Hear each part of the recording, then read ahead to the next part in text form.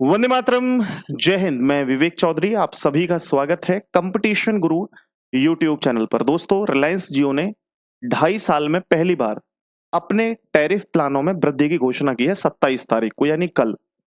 जैसे ही जियो ने वृद्धि की घोषणा की अपने टैरिफ प्लानों में, उसके 24 घंटे के अंदर अंदर एयरटेल ने भी अपने टैरिफ प्लानों को बढ़ाने की घोषणा कर दी। अब दोस्तों, यहां समझने वाली बात यह है कि इन टैरिफ प्लानों को क्यों बढ़ाया गया है और कितना बढ़ाया गया है, यह भी मैं आपको बता देता हूं। तो सबसे पहले मैं आपको बता दूं कि जो भी टेलीकॉम कंपनी है वो अपना 1 या 2 साल के अंदर अंदर थोड़ा थोड़ा इसमें जो है टैरिफ प्लानों में बढ़ोतरी जरूर करती है।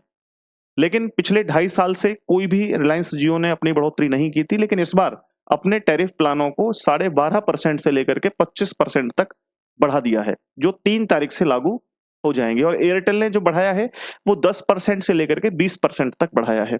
कुछ लोग नहीं समझ पा रहे होंगे कि 12.5 से 25% तक का शेड्यूल समझ नहीं आया कि सर 12.5% बढ़ाया या 25% बढ़ाया।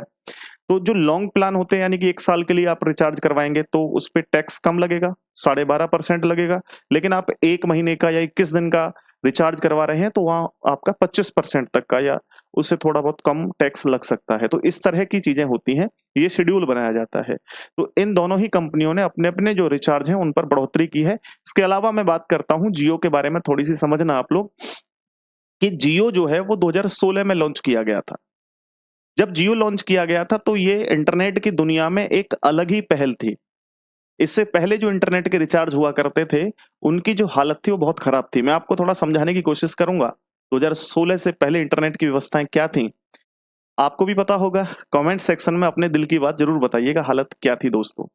सभी की हालत खराब थी, इंटरनेट वालों की भी और जो कॉल किया करते थे उनकी भी स्थिति भंग थी, है ना। अब समझना, थोड़ा सा मैं आपको क्लियर कर देता हूं कि 2016 से पहले जो इंटरनेट के रिचार्ज हुआ करते थे वो 255 रुपए के आसपास रिचार्ज हुआ करता था। ये 2-4 रुपए कम ज्यादा हो सकता है। इसमें 1 GB इंटरनेट मिला करता था 28 दिन के लिए। अभी जैसे आप लोग ना रिचार्ज करवाते हैं, 1 दिन के लिए 1 GB डेटा मिलता है आपको। वो 1 GB 1 दिन के लिए नहीं था, 28 दिन तक आपको 1 GB चलाना होता था। और 450 रुपए के करीब रिचार्ज हुआ करता था। उसमें आपको 2 GB इंटरनेट मिलता था, जो कि आपको 28 दिन की वैधता के साथ मिलता था। इसमें दोस्तों, अगर आपने मान लीजिए 1 महीने के अंदर या 28 दिन के अंदर अंदर आपने 1 GB इंटरनेट खत्म कर दिया, तो इसके बाद आपका जो चार्ज था वो 10 पैसे पर 10 KB, 4 पैसा पर 10 KB हुआ करता था। यानी अगर गलती से भी आपने 5 से 10 मिनट इंटरनेट चला लिया बिना रिचार्ज किए हुए, इंटरनेट का जो प्लान हुआ करता था उसके बिना अगर इंटरनेट चलाया, तो समझ लो कि मामला खत्म हो गया। ये व्यवस्थाएं थी। और इंटरनेट की स्पीड इतनी बेकार कि अगर आपको गूगल भी खोल के देखना है तो समझ लीजिए कम से कम 2-4 मिनट आपकी लगनी है गूगल गूगल को खोलने में। अब ये सिस्टम चल रहा था। हालांकि उस समय वाईफाई वगैरह बहुत कम हुआ करते थे तो उनकी स्पीड ठीक ठाक थी, क्योंकि 3G जो है चल रहा था मार्केट में ऑलरेडी। लेकिन मोबाइल में जो इंटरनेट की स्पीड थी वो बिल्कुल बेकार थी। लेकिन 5 सितंबर 2016 में जियो लॉन्च होता है। जैसे ही जियो लॉन्च होता है, एक नई क्रांति जो है इंटरनेट की दुनिया में होती है।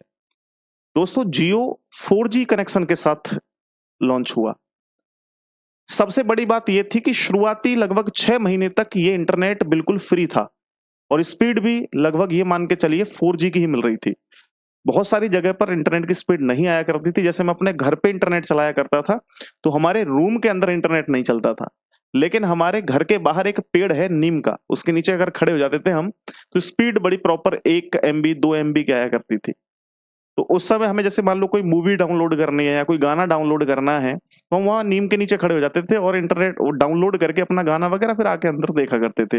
ये होता था। और हमारे दोस्त सारे ऐसे ही किया करते थे ऑलमोस्ट।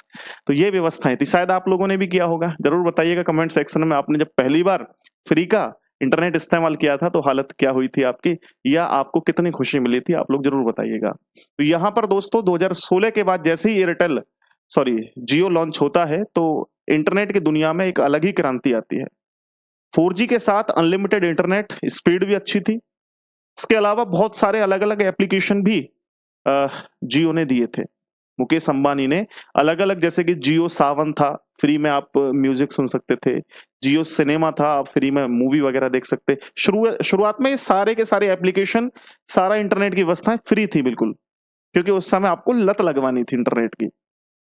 इसके बाद जियो के और भी बहुत सारे एप्लीकेशन थे, जियो टीवी वगैरह, ये सारा कुछ चलता रहा लगभग। पहले 1 महीने के लिए फ्री हुआ, फिर 2 महीने के लिए, ऑलमोस्ट ये 6 महीने तक लगभग चला था फ्री का मामला।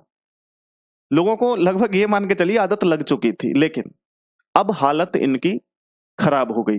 किसकी खराब हुई? जो और कंपनियां थी, क्योंकि 2016 में जब जियो लॉन्च होता है तो जो और छोटी-छोटी कंपनी थी, जैसे एयरसेल, डोकोमो, हालांकि हम इन्हें छोटी कंपनी नहीं कह सकते, लेकिन जियो के हिसाब से छोटी मान के चलिए इनको, क्योंकि इनके नेटवर्क भी कम थे उस समय और प्लान भी महंगे हुआ करते थे। तो यहां पर दोस्तों जैसे एयरसेल हुई या डोकोमो हुई, ये सब खत्म हो गई, बंद हो गई। यहां तक कि जियो ने बड़ी-बड़ी कंपनियों के नाक में भी दम कर दिया। जैसे आप देखेंगे वोडाफोन नहीं है अभी, आइडिया नहीं है अभी, दोनों मर्ज हो गई, वीआई कंपनी बन गई। वोडाफोन और आइडिया दोनों एक जगह मिल गए, तो स्ट्रगल कर पा रहे हैं इस दुनिया में, नहीं तो ये भी बंद हो जाते भैया। तो यहाँ अब सिस्टम क्या है आप लोग समझना थोड़ा-सा। इंटरनेट की जो व्यवस्थाएं हैं वो कहीं न कहीं बहुत खराब हैं। कैसे खराब हैं? टेलीकॉम जो कंपनी है भारत में, अगर आपसे ₹100 कमा रही है, तो इसमें से ₹58 सरकार ले रही है, गवर्नमेंट ले रही है। आप लोग, जो बड़ी-बड़ी कंपनियां हैं इनके ऊपर लाखों करोड़ों रुपए का कर्जा है दोस्तों। अगर कंपनी बड़ी है तो झेल सकती है, बड़ी नहीं होगी, छोटी होगी तो बंद करके अपना निकल लेगी। ये हालत है। अब यहां पर दोस्तों ये जो कंपनियां हैं, ये बहुत मुश्किलें झेल रही हैं इस समय में। तो मैं आपको ये बताता हूं कि एक एआरपीयू होता है, यानी कि हम लोग कह सकते हैं एवरेज रेट पर यूजर, एवरेज रेट पर यूजर, एवरेज रेट पर यूजर। ये क्या होता है दोस्तों?